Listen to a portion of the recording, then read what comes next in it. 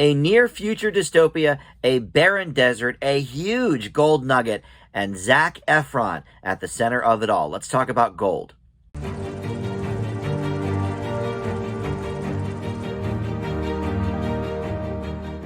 Hey guys, Dan here. This is Dan Reviews It. Welcome to my spoiler-free review for the new movie Gold. This is streaming right now for free on Hulu, but it was technically a very small theatrical release, so it's not a Hulu exclusive. You can rent it on Amazon and Apple TV and, you know, all your usual places of rental as well. So, but if you have the Hulu, you can get it for free, and this is the film we're going to be talking about. Zac Efron really at the center of it all. It's kind of a two-hander, though. There's Zac Efron. There is the director and co-writer of the film as well, Anthony Hayes. He is the other star of the movie. But before we get into the specifics of the film, I do want to welcome you into Dan Reviews It. Thank you for finding my video. We've got a ton of movie and TV reviews here on the channel to check out. And if you are not one of my subscribers, I would implore you to think about subscribing down below there, or comment as well about this movie or whatever else is on your mind. So Zac Efron really has been trying to kind of shed that Disney nature for a while, but he still loves a good musical. You know, he was in The Greatest Showman not too long ago, and that was rated PG. But he is definitely being a little more daring in the last, 5-6 years or so with his roles. He played the serial killer, was that Ted Bundy, in a movie in 2020, and he really is, trying to become a pretty serious actor, and I get it. I think he coasted for a while on his looks, probably, but there was always a lot of talent there that I think, we're still discovering some of it, and he really is the glue that holds this movie all together, not just with the plot itself. I mean, he is at the center of everything, but without a really committed performance from the lead actor, I don't think this movie would have succeeded as well as it did. And don't get me wrong, it doesn't always, but we will talk about that.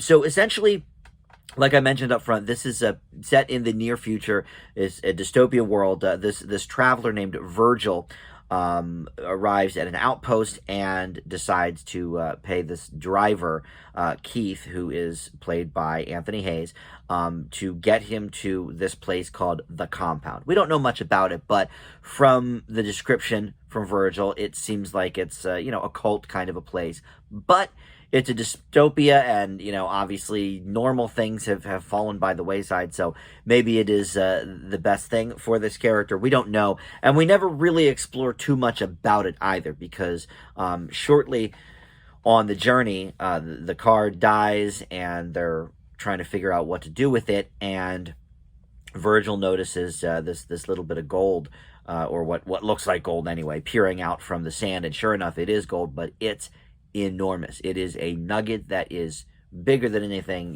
they could have imagined, worth so much money. But the problem is the car that they have is not really capable of getting it up out of the ground because it's so heavy. So the driver says, you know what, I'm gonna go into town and figure out another way. I'm going to get, maybe a big crane or something, some sort of device. You sit here and wait by the gold, and I'll be back, before you know it. So I guess without getting too spoilery, that's the basic plot of the movie. And then the Zac Efron character, Virgil, essentially is waiting and waiting and waiting.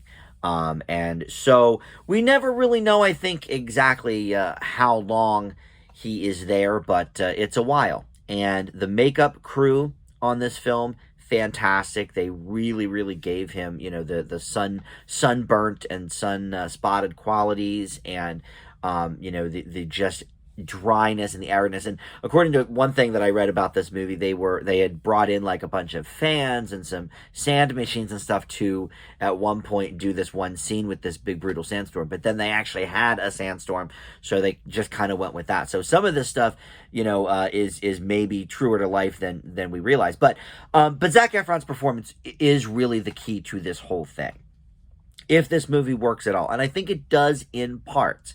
It is due to his very committed performance. I think we've got another really good Efron performance on our hands. And Hayes, for his part, is fine. We don't ever really learn too much about his character. I suppose we don't really learn too much about any of the characters, which could be a flaw of the movie. But this is also one of those movies where you don't necessarily need to know the rundown of these characters, and I'm not sure that these characters necessarily need to grow either. And we also don't necessarily need to know why the world is the way it is, and why this is sort of the dystopia, and what happened to everybody. And I think these are questions that are basically irrelevant to the script, and to these characters specifically. But that doesn't mean we don't need something more from this movie. It gets quite repetitive, I feel like, with Virgil going up against the elements over and over again, day in, day out. The animals, the sand, the heat, we got it. And so over and over again, we sort of see these same types of things. In the meantime, all wondering, when is this going to be enough? When is he going to make it out of there? The ending, though, which I'm not going to spoil, we don't do that here, but I will say that is going to be by far the most divisive thing about this movie, and for me, it did not work. We don't get enough answers, and I think it's all too abrupt.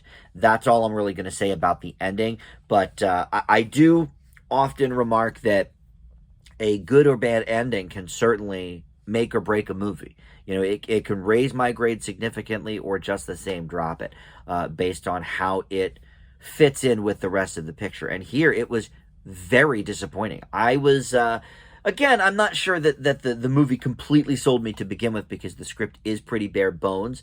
Zac Efron really, doing it here, giving his all. But then that ending happens all too sudden, all too, mysterious. And then roll credits, and I was left just saying, like, okay, that's really the movie? Like, that's it?